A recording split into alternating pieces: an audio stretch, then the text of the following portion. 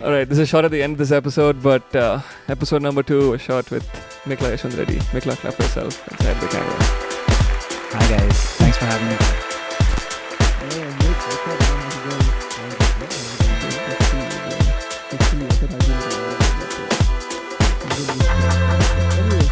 Guys, welcome to episode number 2 of Front Roh Conversations with me, Rohann, Mathew, and this next guest that I have is someone who I've known for almost all my life. We did school together and literally played football for hours and hours, and more than just that, we've had an amazing friendship, amazing conversations, and someone who's really pushed me outside my comfort zone, and I've just been supported by this person. I think just in choosing the things that are very unorthodox, and he's someone that's really inspired me with his decisions, his choices, and the way he's made his life. Ladies and gentlemen, very popularly known as Makes, but introducing Mekala Yeshwanth Reddy. Clap for yourself and say hi to the camera here. Hi camera. Thank you so much, dude. That was a great intro, by the way. I did not plan that at all. Awesome. Came from the heart then. You know me, right? What's been about your day? My day was pretty unplanned actually, but got a lot of things done. It was not how I wanted the day to go. I was not expecting this either. This caught me by surprise. Yeah, I just called you this morning and I was like, let's do it. Yeah. How long have we been talking about shooting a podcast? For a long time, I think like over a couple of years now. Way more than a couple of years, I think. Yeah, and it's finally happening. It's finally happening. In some I'm capacity, excited. and I'm pretty grateful for this. Yeah, for sure. Yeah, how do you feel being on a podcast? Good. So I have to let you know, okay? I've mentally prepared for this for years. Because we've been talking about it. Yes. So I've already thought about how I would speak, what I am going to do. I'm still going to make some mistakes, so just bear with me. So am I. But yeah, I'm ready for it, dude. Let's go. Nice. Okay. Just for the audience that doesn't know what you do, please tell them what exactly you do, so that everybody knows where this conversation is going to go in some ways. Awesome. So I primarily identify as a football coach. Wow, this is a very controversial sentence. No, because it's a not male or a female. Just kidding. No, because it's not the only thing that I do. I do other things as well. But yeah, football and coaching is something that I'm really into, something that I'm trying to build a life around. Okay. Apart from that, I do have an interest in business. You could say that I help my dad with some of the businesses that he runs. Sure. And yeah, I like to think I do other things. What are the other things that you do? Not as a profession, not as a career, but I like to write. I like to speak. Okay. I like to just, Hobbies. Somehow record memories. Yeah. Yeah. But why did you say I identify? Why can't you just say I'm a football coach? What's the difference? Is there were you intentional about using those words, or? Yeah. Why? Because when I've noticed that when I introduce myself as a football coach, people usually put you in that bracket as, okay, this is a football coach. It's probably that's the only thing he or she does. I don't think it's fair for me to be put into that box because it's not the only thing that I do. There is more to me, but it's something that I'm really, really... that's my strength. It's what I do, but it's not the only thing that I do.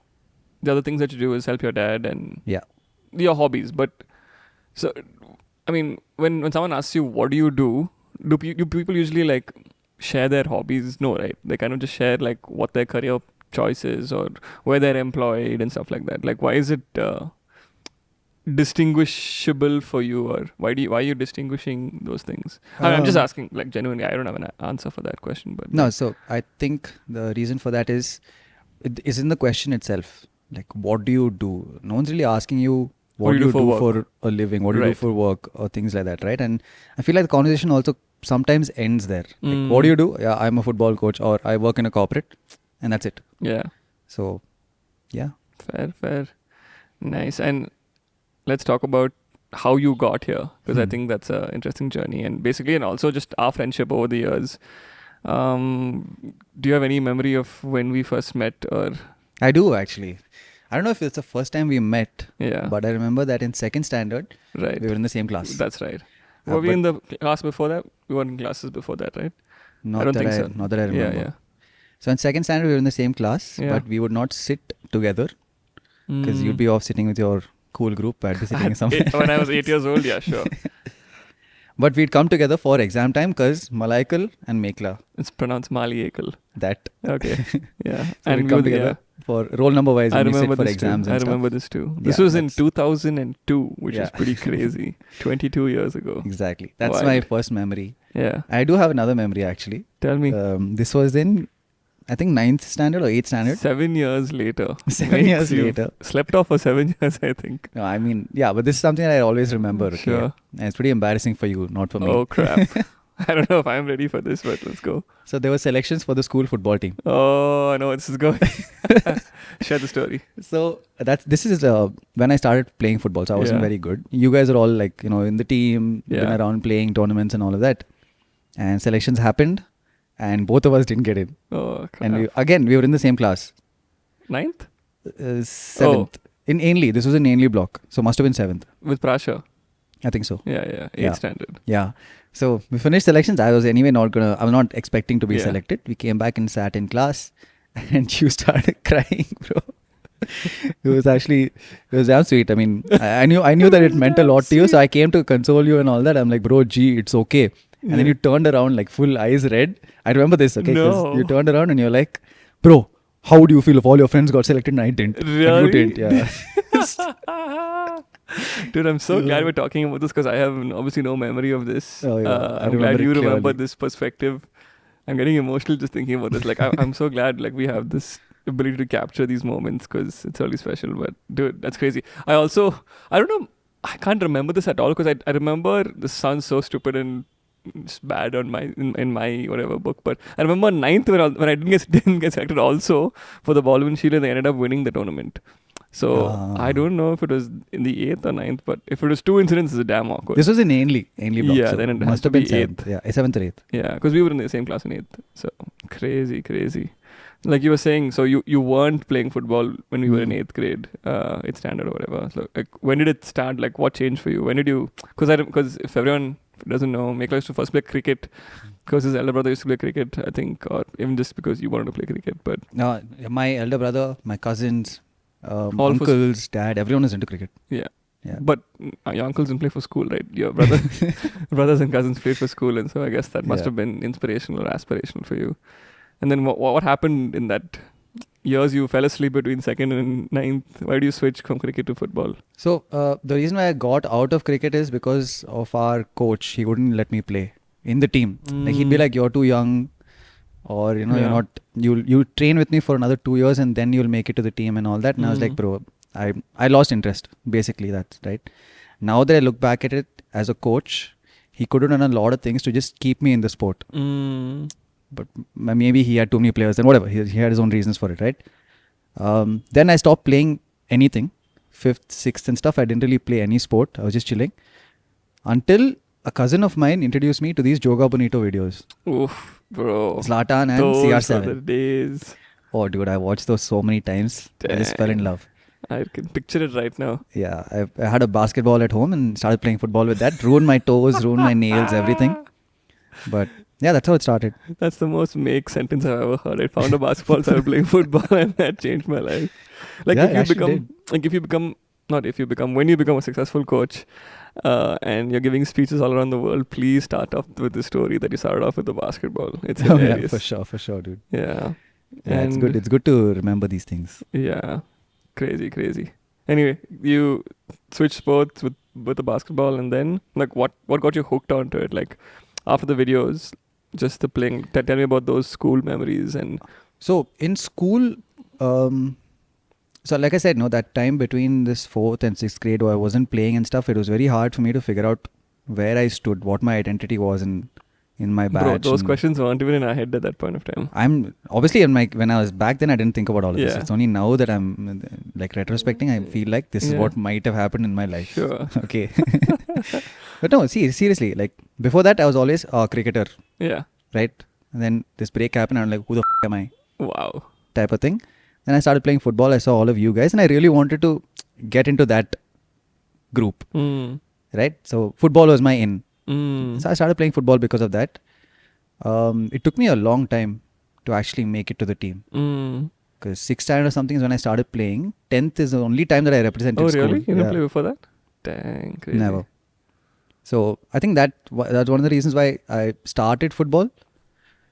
But obviously, after that, it became a lot more important. It literally became my identity through college, after college, and everything. And yeah, post that, it's actually been it's been quite a journey because obviously I transitioned from a player to a coach, and yeah, to go into details about that as well, it's like a longer story. Sure, we can go into it whenever.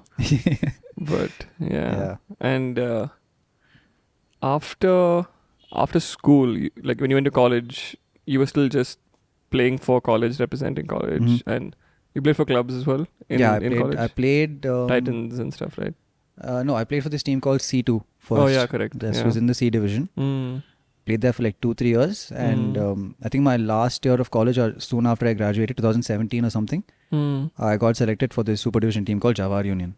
Oh right, yeah. Okay, so that was like an eye opener into like semi-pro professional football. Sure, yeah.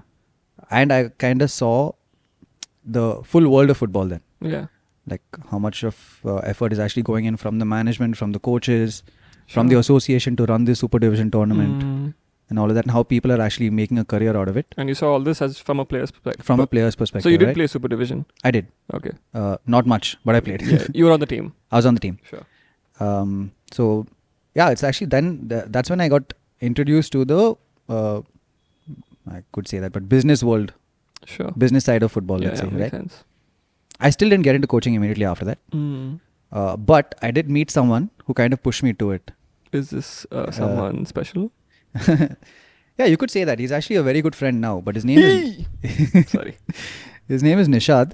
He was also playing in Jawar Union at the time. And this guy was a year younger than me. He still is, obviously, not was. Suddenly, he's grown up to be a year older. But by then, he had finished his D license, which is like the coaching... If you want to become a coach, AFF offers courses and licenses that you have to do. And the D is the first one. Right. By then, this guy has already done it. Okay. So that's when I realized that, okay, people my age are also starting this process. How old were you at this point of time? 2017 means what, 22 something like that? Yeah. Interesting. So one sec, if I just should like dial back a bit, was your aspiration to become a football coach or a football player? Yeah, player, for sure. Yeah, and I don't think anybody in the world, I mean, I'm just probably jumping the gun, but I don't know if anybody aspires to become a football coach. Oh, you'd be surprised, dude. Really? Yeah. Like when they're young? If they're... Under 20 people are like, oh my God, when I grow up, I want to become a coach. Yeah, if they're exposed to it. Like you see now, there's this manager of... who's recently got appointed as the manager of Brighton, I want to say. But he's 31. Oh, wow. Right. Super young. Yeah, and he's already had like a extensive career as a coach. So he started very early. Yeah, but the norm in football is that most coaches who were once players either failed or success stories that now became coaches, and it's only like post 40, post 50, post 60 even. Like that's the gold of the football coaches, right? Yes, and I also think that my prime years would be when I'm much older, for sure. In coaching. In coaching, you're right. Yeah, I fully agree with that. And yeah, every coach at some point was a player. Right. Successful or not successful. Yeah. They started off playing the game. Sure. And okay, I'll talk about how I transitioned. Okay. So playing Super Division that year, post that's when I started doing my licenses and everything. I got a job in Devanali with Rebels Football Academy. In the area.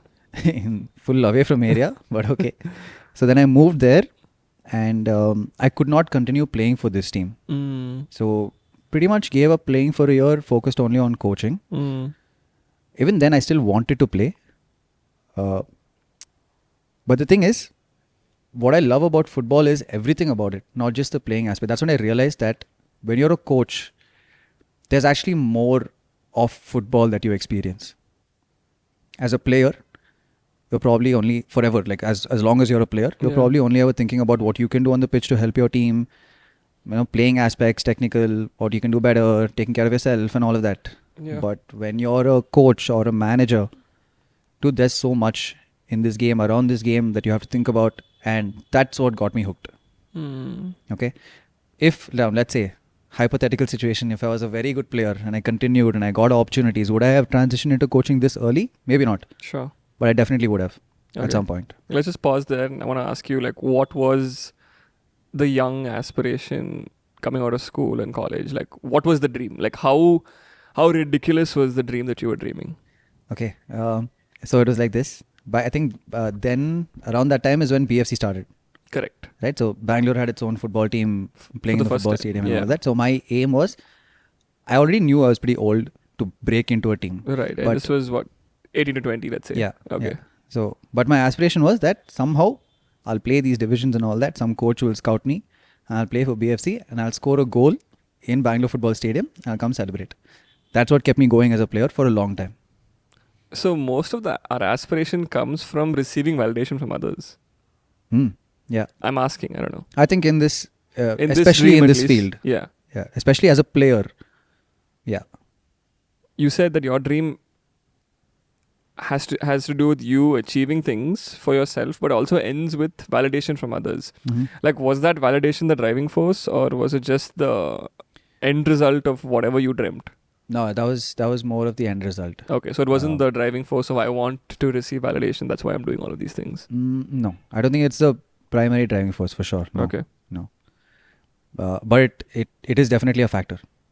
Like anyone who plays football, like you think about it, dude, when we played in these Alpha Theta tournaments and Accelerate and stuff, and there's people watching us, you know, your game just goes up a little bit more. You want to start playing a little bit better, and definitely it has an effect. Yeah. Right? You want that for sure. Yeah. That being said, if that was not there, would I not want to be a footballer? I don't think so. I don't think it would have stopped me. So crazy, yeah. Now that you brought up Accelerate, I just want to dial it back to some of what I would call our golden years in football. I think we were in about, I think 10th was like the peak of how much we used to play together. Yeah. And then 11th, I think, went up a slight notch. And then from there, we kind of like dialed back as the years went by.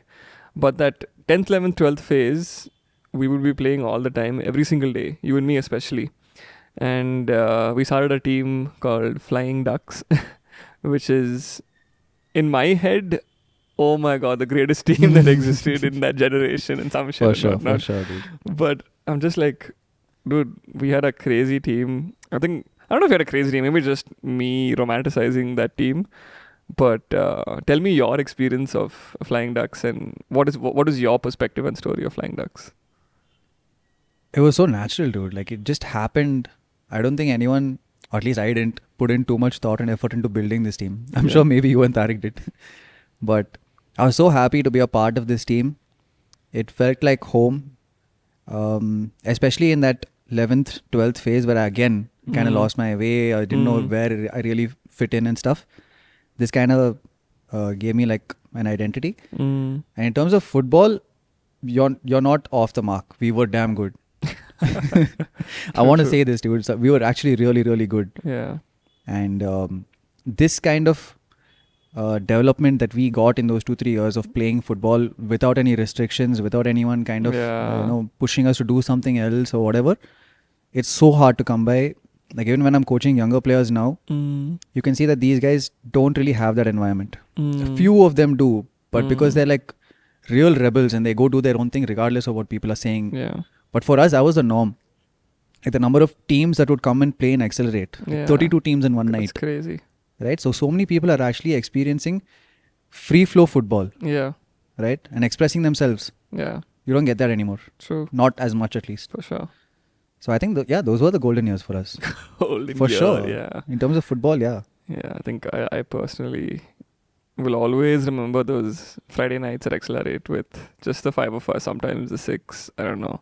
The 6 member was always floating, but like, I think that 5 was just such a solid 5. Even though we didn't win everything, we won a few tournaments here and there, but I think we always showed so much character and fight, and that's what I really loved about it. And I think we all became better players after that season, or that season of just playing football together. I'm like, man, if we only continued and stick together and we represented like this team more, we could probably definitely achieve a lot more, I think. Like, because we all became physically stronger, we all became tactically stronger. Skills had also like dramatically improved over the years. So, I mean, it would have been a dream to watch that. What would have happened to us? What would have happened if we played just more tournaments like consistently? Dude, I spent so much time Really? thinking about our team and just anyone that I've ever played with growing up and Yeah. what would have happened if everyone continued, right? Like, Yeah. I have like too much data on this hypothetical data. Nice.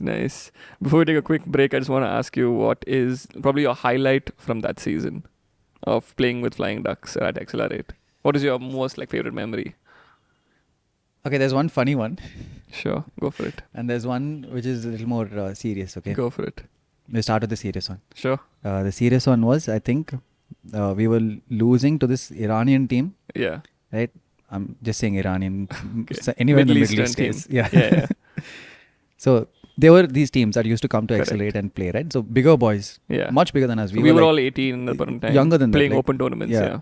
Open age group tournaments. We were all 17, 18 playing this tournament. And I think the first half or something, we were getting thrashed. 1-0, 2-0, something like that. I remember this because Sai went into Super Saiyan mode that game. Super Sai. Dude, all we had to do was just pass the ball to him. This guy would walk on the walls or something. I don't know. He'd be doing something and all. I remember he scored in Accelerate. Whoever knows Accelerate rules, you can't enter the D. Yeah. Okay, the opposition D, you can't enter it. This guy chipped the goalkeeper Oh my. without entering the D Dang. and scored. That was great. And we won the tournament. Obviously, Sai got Best Player Award. Sai gets Best Player Award even if we get out in like round of 16. Sai has Yeah. the skill. Yeah. And the other funny story is, I was tasked with picking up Rahil. Oh my god. Okay. The logistics is not part of this question, but anyway, go on. Bro, and Rahil was somewhere with someone. I don't know what he was doing, but he was getting late.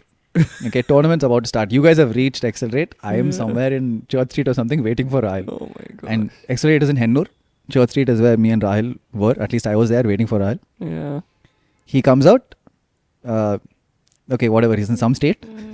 Pick him up, put him in the car, and go there. And we fought on the way, dude. Oh, like we had like one really? full like Verbal altercation. Yeah, it was bad. Crazy.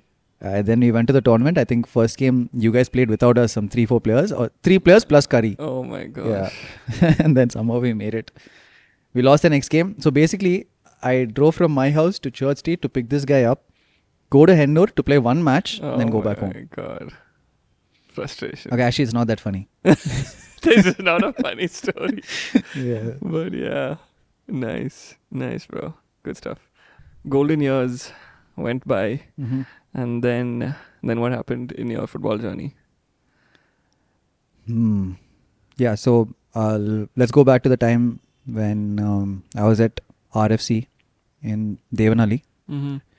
So So this like was 3 years later. Or 5 years after later. Accelerate? Yeah.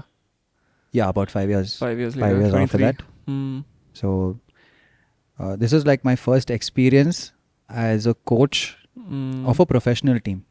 Before this, I had worked in grassroots, I had worked in schools and stuff, but that was Yeah. like more recreational football. Sure. Right? Once I got into RFC, it was a lot more professional, and I got to work with this Brazilian guy. His name is Marco. He came down to India to help set up the academy and stuff like that, and that's where I kind of really got into the whole coaching thing, you know, and like team management and academy management and stuff like that. And that's why I'm telling you that has a lot more football than just playing, and that's what kind of attracted me Sure. to this field. It's also when I felt like because I moved away from home, I was living by myself. What? Yeah, that happened. Why do I not know this? I don't know. This is crazy. It was only for a year, but and it was not like some different country or something. It was just in Devanali, bro. Oh wait, of course I knew this. Yeah. Yeah, sorry. Yeah, I would still come back home like Yeah, once in a month or something like that. Yeah. Okay, I remember that Devnali phase. Sorry. Yeah. I was like, you moved like I'm trying to think of where you could have moved, but sorry. Anyway, continue. Yeah, for me it was a big deal because I had never lived away from home. Of course, it was you and Nishad. It was me and Jana. Oh, you and you correct. Yeah. So kind of grew up a lot in many ways. Yeah, for sure. In that time, and working with these guys, working with this professional team, understanding the whole football structure in Bangalore, in India, it kind of made it clear this is what I wanted to do, at least for the foreseeable future. Started there, started pursuing my licenses. Post that, worked in a few other academies, and then got an opportunity to work with this team called TFF, It was my first senior team experience, which was really nice for me because it was like straight from academy football to senior team football, even though it was in a lower division at the time. That again was like another, how do you say, checkpoint. Like, made it here, It pushed me to go a little bit further there. I mean, what would you like to know about this time? Yeah, I mean, was this according to your plan? Was this something that you wanted to like? Are these the steps in your plan, or was it just happening and you were just going with the flow? Yeah, I was just going with the flow. At this point, especially for my coaching career, I didn't really have any plan. I do now, kind of like guidelines, not really like a plan. But back then, I was still figuring out the ropes, like what do I do next? What is going to help me? Yeah. What do I need? So it was very reactive, which I'm completely fine with. I think that at that time, that's exactly what I needed. Sure. And luckily, and I'm very lucky, I'm very grateful for the people that I had around me. I had good examples of people that I wanted to be like, and I had examples of people that I didn't want to end up like. So it was good for me to find my way. Yeah. Nice, man. And after that season, is it the season you're in right now? No, so after TFF, I worked there for 2 years, worked with a men's team, and the first time for me, I worked with the women's team as well. Nice. That was different. Must have been different for you. Yeah, I mean, initially I thought it would be a lot more different than what I was used to. Correct. But it's not too different. I do think there are differences for sure in terms of how the players need to be dealt with, 100%. But they're all pros. No, they're not pros, but they're all footballers, right? So that way, you can deal with them. Like it's just you see them as footballers. Obviously, you understand the differences between a male and a female player. And it was fine. It was good. It was a good experience. Good learning experience. I think that if I have to speak about it more, the main difference between working with a men's team and a women's team is that you really do need to be more emotionally equipped to deal with players. Right? You can't disassociate the emotions. Yeah, you can't. Yeah. Like sometimes with male players, especially for a male coach to be working with a male player, a lot of things are just understood. Like a lot of things are not questioned. A lot of things are not really, you don't really think about it too much. But especially when a male coach is working with a female player, there are a few things that you have to keep in mind. I'm not talking about just like safety aspects, for boundaries, sure. Yeah. All these things for sure. Like obviously, goes without saying. Boundaries and all, for sure. Like you got to maintain those. But not just that, there's more to it as well, right? So that was a good Can you give me one example? Because I want to understand. Without taking names if you don't want to, whatever. Or just an incident or story. Yeah, I'll give you one. You can say no also. There's no. No, it's fine. I'll give you one incident. So there was a very key player of our team in the women's team that. So before that, to give you context, the kind of coach that I want to be is. Yeah. I don't want to just set rules and expect people to follow. Yeah. I'd like to get the buy-in of the players. I want them to understand what I'm trying to do. Get them onto the same page as me, and then we'll have a working relationship. Sure. Right? For me, it was very hard to get this player on board. Right? But the reason for that is wasn't entirely me, but just because this person who has been through a lot, she has been playing football for a long time under male coaches. So she's built up a lot of boundaries, which is completely fair. Right? For me to break through those things, I had to be very patient, and I don't take full credit. I think she also was very, very good in terms of understanding where I was coming from and things like that. So it took a long time for me to kind of break that barrier and for us to have a good working relationship. Yeah. And once I built that, it was like a catalyst, like, the entire team started working together properly. Okay. And nice. So that's one thing. Nice. I don't think I would have faced that exact problem, or at least I have not yet faced that same problem with men's team players, male players. Got it. Yeah, so makes far. Sense, man. Makes sense. And after that, what happened? I feel like I've built up a good network of people around me who are in the football space and things like that. And very randomly, I got this opportunity to work with Students Union FC. Okay, so it's a team in the Bangalore Super Division, which is the highest division of football in Karnataka. And Students Union FC is a team that was started in 1956. What? Okay, so real old school Even the management is all like, people from back in the day just taking care of things by themselves and stuff like that. Wild.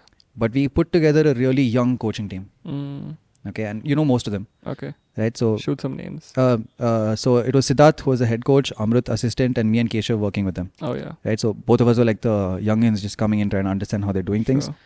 It was also Siddharth's first year as a head coach of a senior team. Supervision club, yeah. So this was like putting us straight into the deep end. I learned so much about player recruitment, what kind of players you need for the system, how the super division works in Bangalore. Obviously, like coaching aspect, right? Now, when I say coaching aspect, not just when you come to the session and delivering the session, but things around that, like the planning of the that session, the week, the year, how you plan for separate games. Like each individual game has to be seen, like one entire unit. You have a plan for that game, how you gonna, what kind of players you want to use, how you want to use them. Basically, just the works. It was really, really good. Great learning experience there. And so we had 2 years in Students' Union, which was for me like great. Like I'm so happy for that experience. Wanted to continue, but I think that the club went in a different direction. We also wanted to do different things. The kind of our coaching team disbanded. Like everyone's doing different things now. And now I am working with our academy. It's called Maverick Blues FC. So age group teams, under 11s to under 17s. And I'm working with a senior team, which is again Rebels. So I came back to Rebels. Yeah. Full circle moment for you. Yeah. How many years has it been since that? 6? Yeah, about 6 years. 6 years? Yeah. Has anything changed in 6 years? A lot. Really? A lot. In a good way? Or a bad way? In a good way. That's good. The team is in a much better place. They're also in the Super Division. When I was fantastic. there earlier, they were in C. Oh, fantastic. We got them through to B, and now they're in Super. And also, for me, a lot of things have changed. So are you coaching the senior team? Yes. Head coach? No, assistant. Okay, cool. Nice. And now, at this point of time in your life, what is the aspiration going forward? What's the end goal? Yeah, what's the ridiculous, crazy dream again? Is it still playing for VFC and scoring and having everybody applaud for you? No, it's not that anymore. So I have a, in terms of coaching, where I want to reach is the ISL. Head coach, obviously it would be great. I don't think right now there's many head coaches who are Indian in the ISL. I think overall there's been like totally 2 in the 10 years that ISL has been around, right? But I feel like eventually there'll be a lot more. So I want to be... You want to be a head coach of a team in the ISL. In the Indian Super League. Yes. Nice. But that's the end goal, right? There's many steps to getting there. Nice, bro. Nice. Why not? Why haven't you looked outside the country?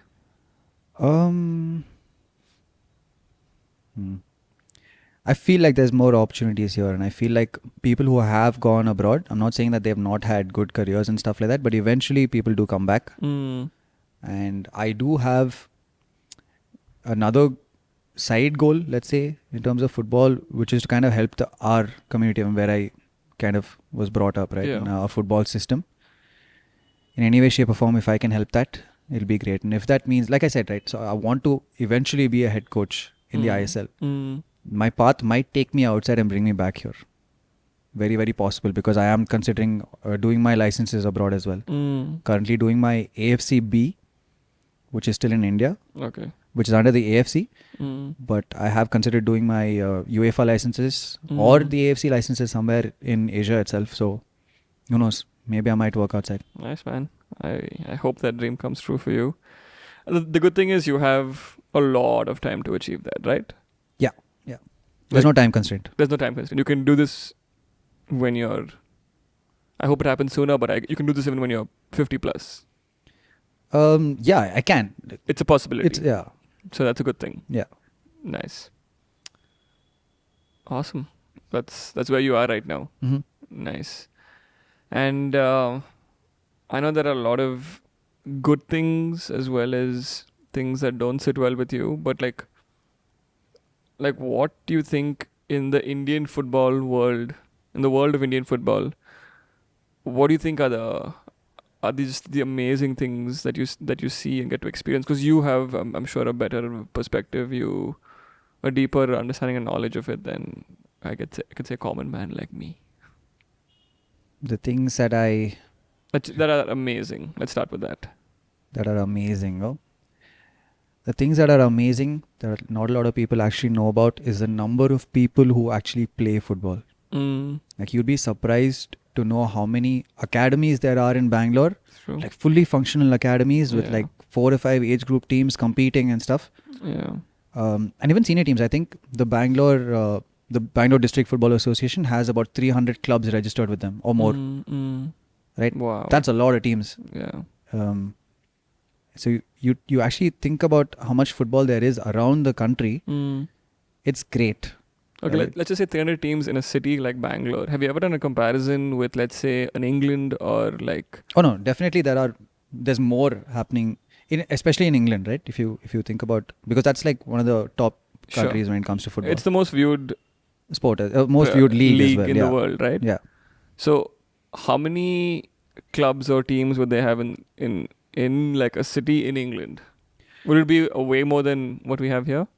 Yeah, for sure. And I'll explain based on how much ever I know. Sure. How the league system works over there. So obviously there's a Premier League, which is the top, right? And there's a Championship, and there's League 1, 2, 3 and stuff like that, which are the professional leagues. Okay. Right? Under that, I think the way it works is each part of the country, like county or whatever they call it, has their own league structure and different levels in that as well, which feed into the top leagues.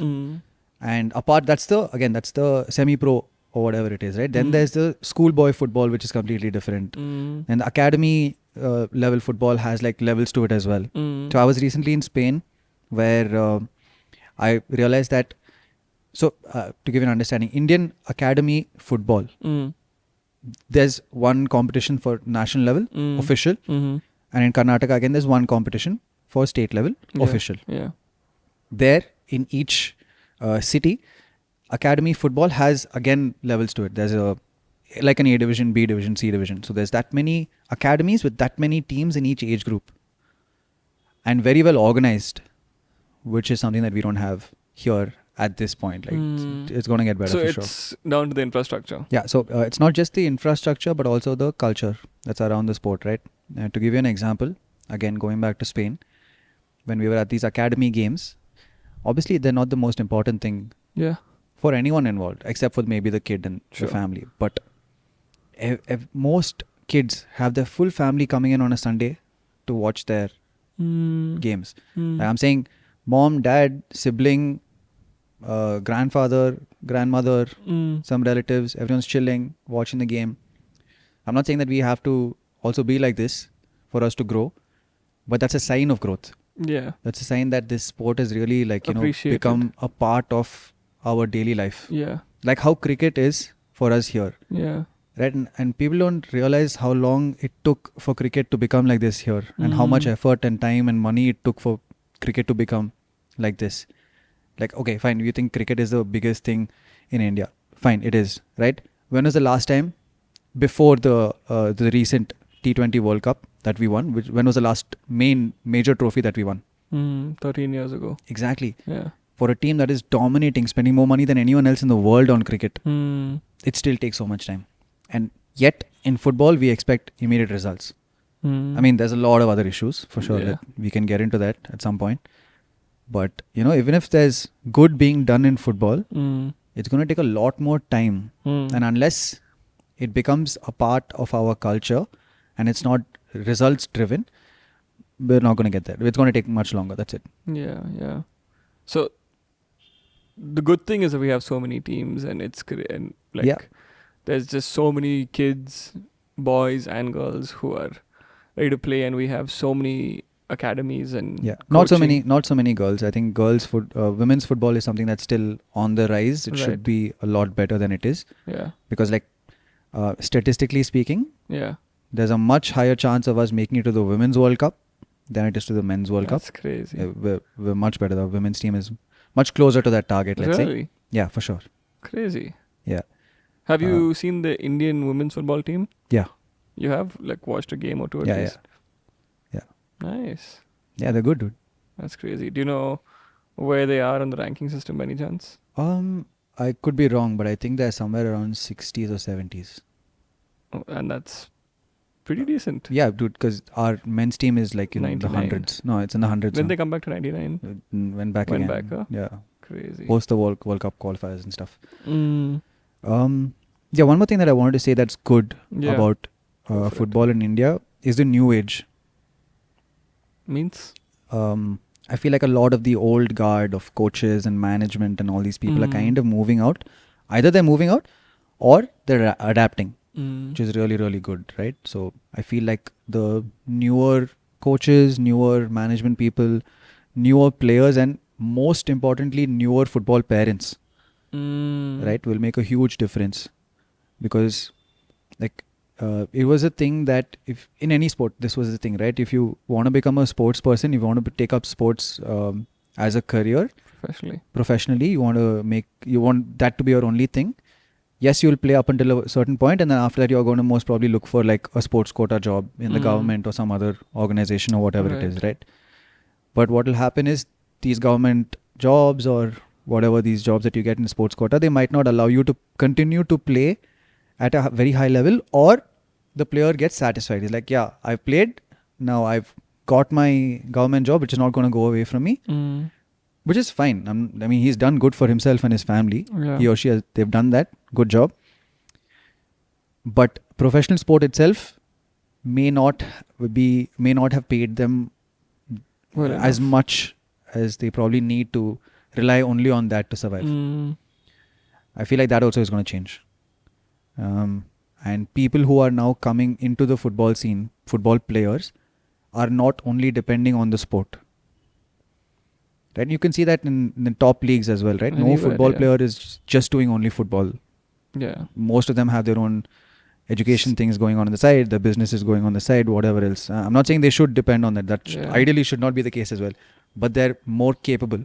Yeah, it's also like just social media. Like the moment you become a successful footballer or a sportsman, you are now endorsed with so many brands. Yeah, there's a lot more opportunities and that way. You don't like the desire to perform and earn from that no longer is as incentivized as doing a shoot for 4 hours and making 10 times the amount of money, right? Yeah. Isn't that pretty distracting? And it's a good point that you made, and our ex-Indian head coach actually said this very recently in an interview. He said that our Indian players are getting paid a lot more than they should be. By brands? No, I don't know if he meant by brands or whatever it is, right? But or by the clubs. I don't know what exactly he meant. But just that they're making a lot more money than they ought to be for the amount of football that they're playing. Right? And players get comfortable. Yeah. Again, can you really blame the player? Not fully. It depends on what is important. Again, like what do you want to compete at the highest level? Do you want to bring your nation to the highest level, or are you in this to live a comfortable life? I don't know. I don't have the answer to this. It's open for discussion. Yeah. Crazy. But yeah, it's an interesting point. And what are the things in Indian football that, I don't know, just stress you out and just bring you in, like things that are just not right? I know there are a lot of things that are pretty blatantly obvious, but like, what is your take and perspective on the things in Indian football that are just like?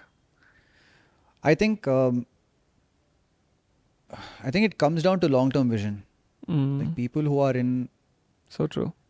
People who are in like positions where they can actually make a difference are not really thinking about how their decisions can impact the football world in like many years down the line. And what I'm saying is, if they do something that is detrimental, fine, you'll see the impact of it in a few years, whatever else. You might see it immediately also. But people most probably don't care. They're thinking about themselves. I'm not speaking for everyone. There's a lot of good people out there for sure, right? Yeah. But I feel like a lot of people don't realize how many small things have to go right consistently for us to be in a good place. To make a big change, To make a big change. Sure. Yeah. And does it come down to lack of a long-term vision or lack of or just lazy thinking? I don't know. But that's what we have to change. Yeah, I love that you said people who don't have long-term vision. I think from our experience, or at least my experience growing up, so many tournaments that we took part in that were bracketed by age, like the management or the authority that hosted it would always show leniency to someone outside that age bracket, right? Age cheating, age fraud is such a big problem. I'm sure it's a problem everywhere. I don't know if it's a problem, but I'm just going to blatantly say it. I'm sure it's a problem everywhere else in the world also, maybe. But like the way it happens is, again, it's just for such short-term vision. It's just to win that tournament, to make that 25,000 rupees or 50,000 or that 1 lakh or whatever it is, and post on social media, let's say, okay, maybe in the past few years, but like even otherwise, just like it was just for like these small term goals. Like I honestly believe like like football and Indian sports is ruined just by these quick shortcuts to look good, to make yourself feel better, right? I think nobody wants to play, and I fully agree with you. And there's like this huge campaign going on right now. I saw that's being driven by, I think, the Mizo State Association, along with a lot of very famous clubs around the country. J3 posted something recently. BFC is very much involved. Plus Reliance also. I think one of our friends is also there with that team. So the obvious things that obvious problems are the ones that you stated, right? Like they go for the short-term result. Play a player who is a little overage, get the result, post on social media or whatever else saying that your team has won. And you drive the business forward through that. But going back to what I said about doing multiple small things to affect big change. It might not seem like a big deal for that team to not feel that player who is maybe a few months overage. Right now, it might not seem like that. But once that happens and everyone starts following that, and we have correct age players playing in their age group, it is going to drive change. It is going to stop players who develop at a later stage to stop them from moving away from the sport. You know? I'll give you an example. The obvious problems of playing an overage player are like, obviously he'll be bigger, stronger, so other players who are smaller and whatever else, physically weaker, risk of injury, and all of that, yes, right? But also a player who loses his spot to an overage player, I've seen it firsthand where they don't want to play anymore, right? And even the parents get affected. Now parents are not only going to stop that child from playing, but if there's some friend of theirs who wants to admit their son into football or their daughter into football, they'll be like, what is the point? This football system is not correct. They're going to play an overage player itself. So it sets like a very bad precedent to everyone. And I feel like, dude, age fraud is a big deal. It needs to stop. I think any form of corruption is just frustrating. I think especially after you've experienced it and then seen it, and then have you ever had an incident where someone's asked you to, for lack of a better word, cheat as a coach? Yeah, they have in different ways, not just in terms of age fraud, but there was also a whole fixing scandal that happened. And you were part of it? No, but could have been very easily. And how did you deal with it, if I may ask? We don't have to talk about it. We can clip this. No, it's fine. Again, I'm very grateful to have the people that I have around me who would not let me make some dumb decisions. Right? And it's not... Also, I do want to be good. It's as cliche as it sounds. I do want to do right, and I do want to be good. Of course. And then I do have good people around me who will make sure that I don't go into those ways. Crazy.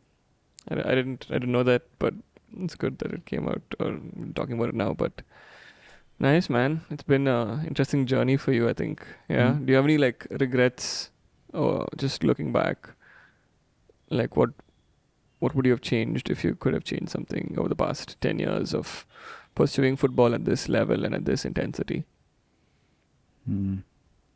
Probably I probably should have done more than I did. What does that mean? In terms of being a footballer, I should have given it more of my time and effort. And you didn't? And I didn't. I thought bare minimum was enough. And it was enough to get me to a certain level. But that's it. And in terms of coaching also, for like the first few years, I thought that the bare minimum, if I do my licenses, if I'm in a good place, in a good academy or whatever, it's probably enough to get me up there. But the competition is so high and the opportunities are so less. It's very, very competitive. That's one reason why I do regret not doing more early on. And secondly, I have a fear of not fulfilling potential, which is like really driving me forward these days. That if I can do more, then there's no reason why I shouldn't do more. Right. Yeah. Crazy, man. And just to wrap up this football conversation, I just wanted to talk about just like from a financial perspective, like how secure is it? Like if it's too sensitive, let me know. But like, no, it's fine, dude. It's completely fine. I've been like you'd be surprised how many people ask me this question. Like even now, when I walked in, we were having a chat with Tariq, right? And he was just again asked me, what the situation is, right, in football in India right now. It's not great. Yeah. Especially if you're starting off. In my first few years as a coach, I wasn't getting paid a lot of money, and again, very lucky to be from the kind of family that I am, where I didn't have to depend on that only. Right. So I could follow my passion, and eventually it gets better. Yeah. Once you spend enough time, once you put in the years, perfect your craft, or at least get better at your craft. Progress. Yeah. Yeah. There is definitely some money in it. Sure. Can be better for sure. 100%. I think it's all down to the culture.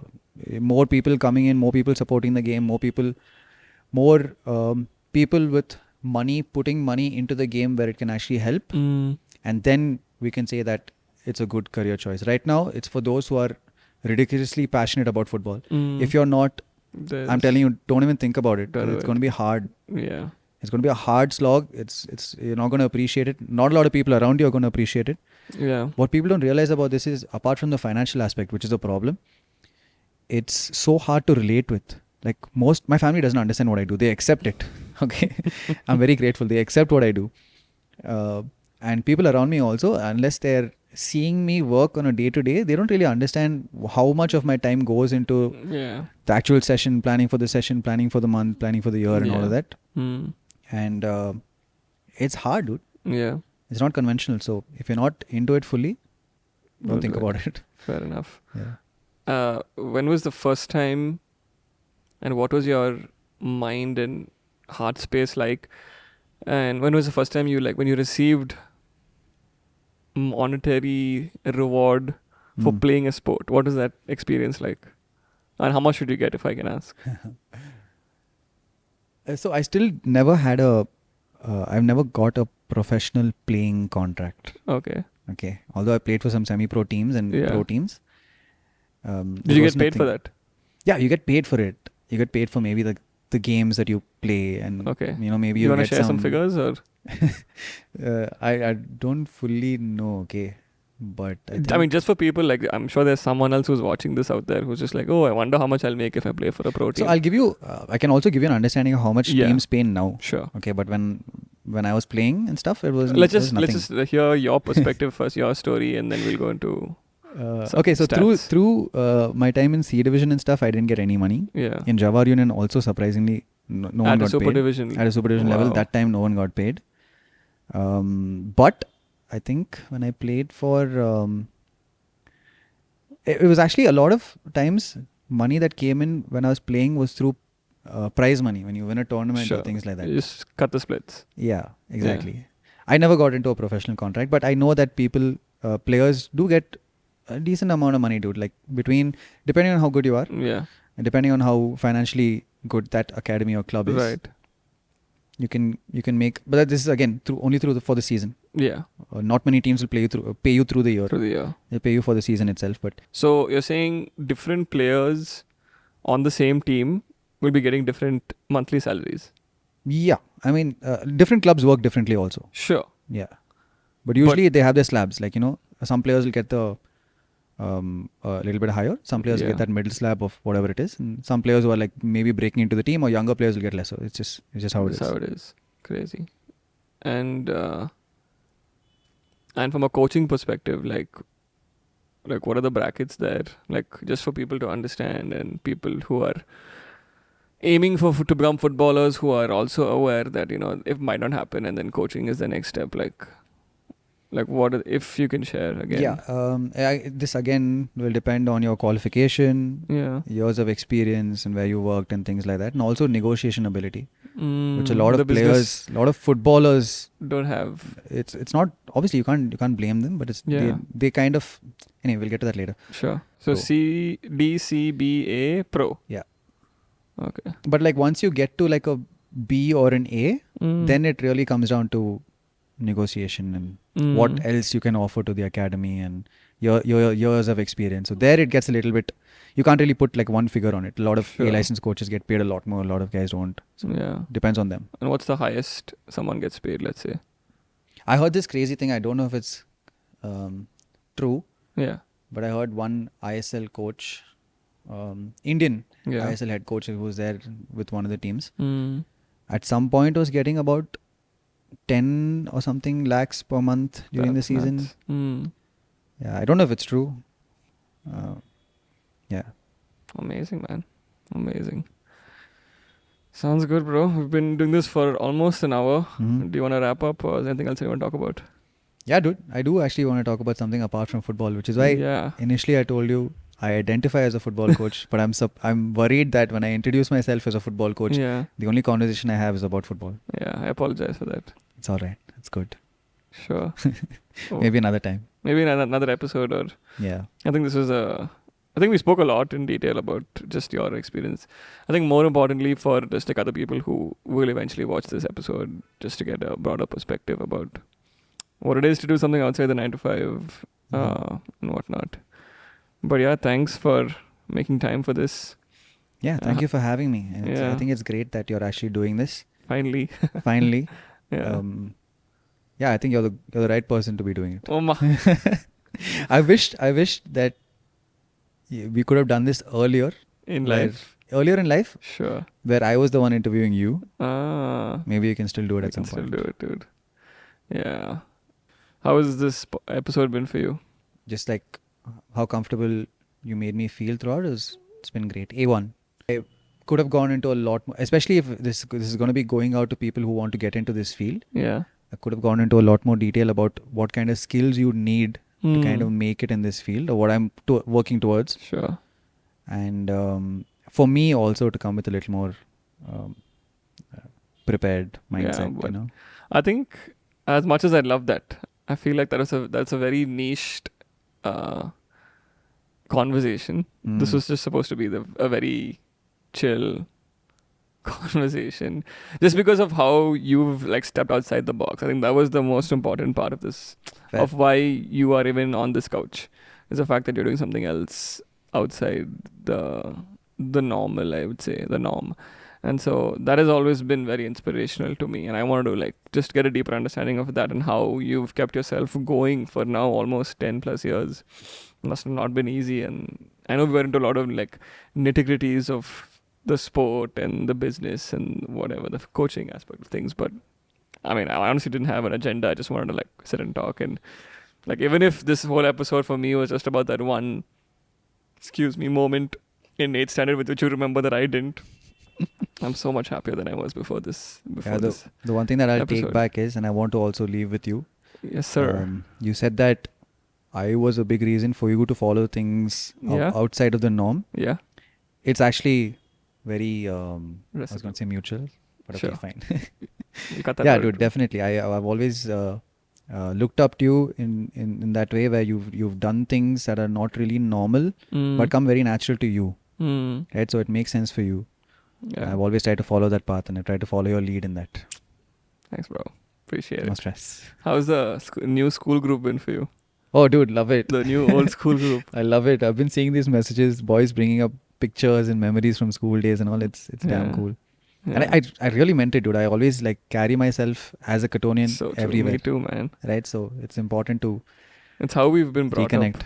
right? Yeah. They're like, you should be proud to be Cottonian. You should Yeah. own the badge, own the blazer. There are a lot of problems in Cottons also, okay? A lot Now of things. or late back then? No, even back then, Yeah, the yeah, way we for sure. were brought up and stuff, there were a lot of issues that we kind of just didn't realize Address. until we moved away from Cottons. Yeah, but I think even after we moved away from Cottons, it was because that the mindset had changed, like generally. Yeah, exactly. Like, Yeah. the new generation had. I don't think they fully prepared us for what's coming for the world. Yeah, for for sure. the world, Yeah. but they did give us some really good tools. Oh man, standards was just the craziest thing. Like Yeah. nothing could meet the Cottonian standard up for a while, and then now I'm just like, I've seen too much to say the Cottons is the greatest thing. It was great, but like there's always more. There's always better. Yeah, dude. I think we had this chat soon after school also, Did right? we? Yeah, because like I went to St. John's also, and we started chilling with people from outside school after 10th, like comparing how their school life was and how Yeah. our school life was. Yeah, We were pretty sheltered. sure. That being said, we still also had a lot of things going for us. Yeah, Yeah, so nice. could have been something else. Could have been, but it's still great. Okay. Anyway. Anyway, before we wrap up, let's just I don't know, talk about some sweet memory that, because I think as boys and just whenever we hang out, we think about, oh my god, remember this, remember that. We keep saying remember this, remember that. So, do you want to just end off one of the stories by telling the audience one of your favorite memories about just, I don't know, whatever comes to your mind first, either whether it's about football or us or me or you or anything, just to end on a sweet note. I mean, there's so many, dude. What? I know. You want to talk about how we used to go in your car, 9 people in one freaking Let's do it. Maruti 800. There was 9 people, a full football team. Yeah. Back then, 9 aside. Yeah. In one car, going to Sarjapur to play some tournament Dang. in a mud ground. Dang. That was crazy. Those were some good days. Yeah. I think even in recent times, I know we haven't been in touch, all of us, not just both of us. But there has been like a very special bond. I've always like felt like I was a part of your life. Of course. Yeah. And it was interesting to see what you were doing. Yeah. In the past one, yeah. Not just in the 1 year, in the past like maybe 5 or 6 years, right? Yeah. You wore so many different caps. It was good. It was good to see. I feel like, yeah, we don't have to reminisce already, dude. Like we're still only 30. We're not yet 30, but we're not yet 30. So maybe another 10 years down the line, we'll sit and think back at all these things. Oh man, I'm such a sucker for reminiscing. I'm sorry. I know. We still got life to live, but we still do, but it's good. It's good. Thanks, Mix. Thanks for being on this episode. I absolutely enjoyed it. I know we went into a little bit of a nerdy, excursion, but it was fun just to sit and chat and hear the more formal side of things, I would say. This was a more formal conversation than what we normally would have had. But yeah, I think so. But that was good. I think it was interesting to just understand, and hopefully it benefits people out there, and not just our friend circle. But yeah, thank you so much for watching, ladies and gentlemen. I had an absolute treat of a time doing this finally with him, because we've been discussing about doing a podcast, which this is not, for years. But just to sit down and talk. Wait, what is this? This is a talk show, Mekala. Oh, this is a talk show. Shit. What are you talking about? Did you know? I don't know. I found out this recently that I think it was Steve Jobs who coined the word podcast. I'm not surprised. So, podcasts didn't exist until the iPod was created. Oh. So, it was bringing broadcast television To talk shows to the iPod. Oh. So, iPod plus broadcast gives you podcast. Fact of the day. Fact of the day, ladies and gentlemen. And on that note, we're going to end, and I'll see you guys in the next episode with another Front Row Conversation with somebody else. See you soon. Thank you so much, G. Thank you, buddy. Woo!